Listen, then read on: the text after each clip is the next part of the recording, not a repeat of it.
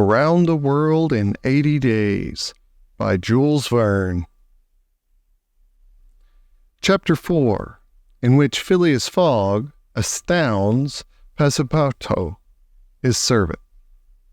Having won 20 guineas at whist and taken leave of his friends, Phileas Fogg, at 25 minutes past 7, left the Reform Club. Passepartout, who had conscientiously studied the program of his duties, was more than surprised to see his master guilty of the inexactness of appearing at this unaccustomed hour.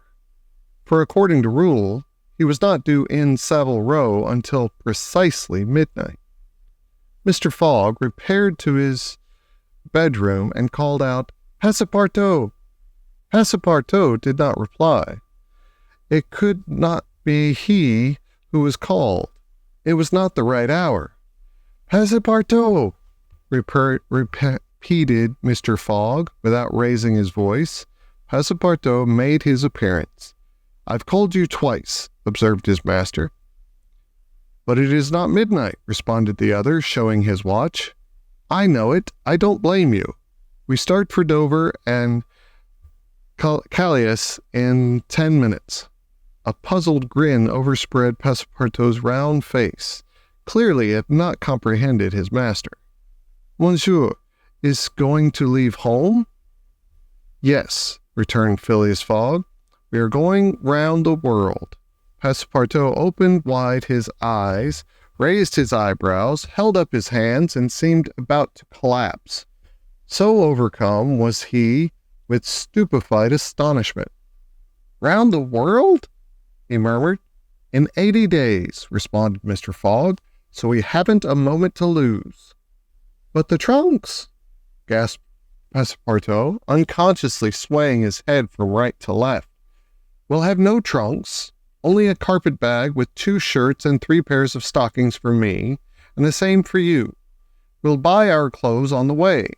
Bring down my mackintosh and traveling cloak, and some stout shoes, though we shall do little walking. Make haste." Passepartout tried to reply, but could not.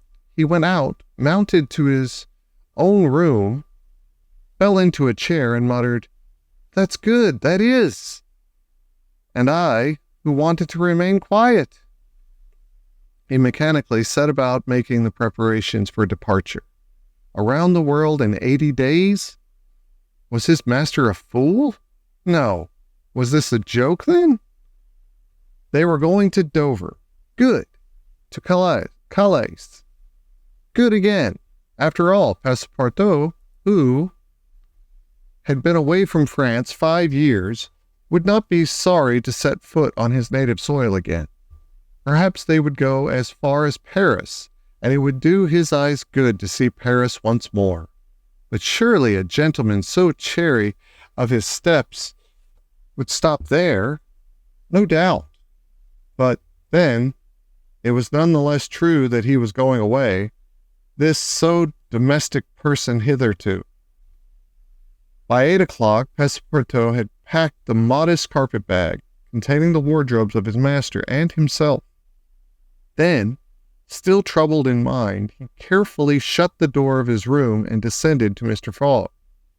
Mr. Fogg was quite ready. Under his arm might have been observed a red-bound copy of Bradshaw's Continental Railway Steam Transit and General Guide, with its timetables showing the arrival and departure of steamers and railways.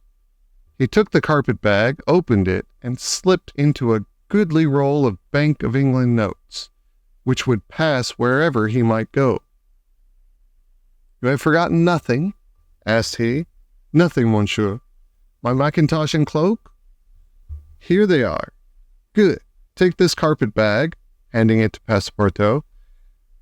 "Take good care of it, for there are 20,000 pounds in it." Passepartout nearly dropped the bag, as if the 20,000 pounds were in gold, and weighed him down. Master and man then descended.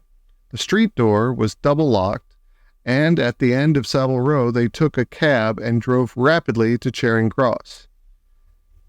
The cab stopped before the railway station at 20 minutes past 8.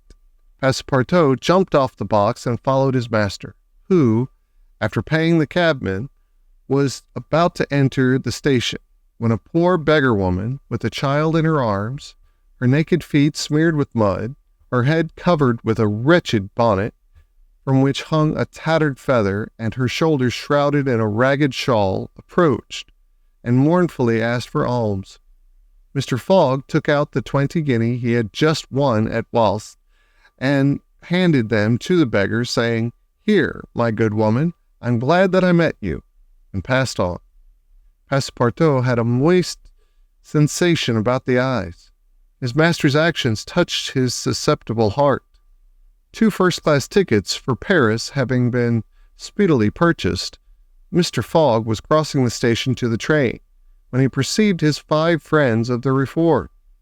"Well, gentlemen," said he, "I'm off, you see, and if you will examine my passport when I get back, you will be able to judge whether I have accomplished the journey agreed upon." "Oh, that would be quite unnecessary, Mr. Fogg," said Ralph politely. "We will trust your word as a gentleman of honor." "You do not forget when you are due in London again?" asked Stewart. "In 80 days, on Saturday, the 21st of December, 1872, at 9:15 p.m. Goodbye, gentlemen."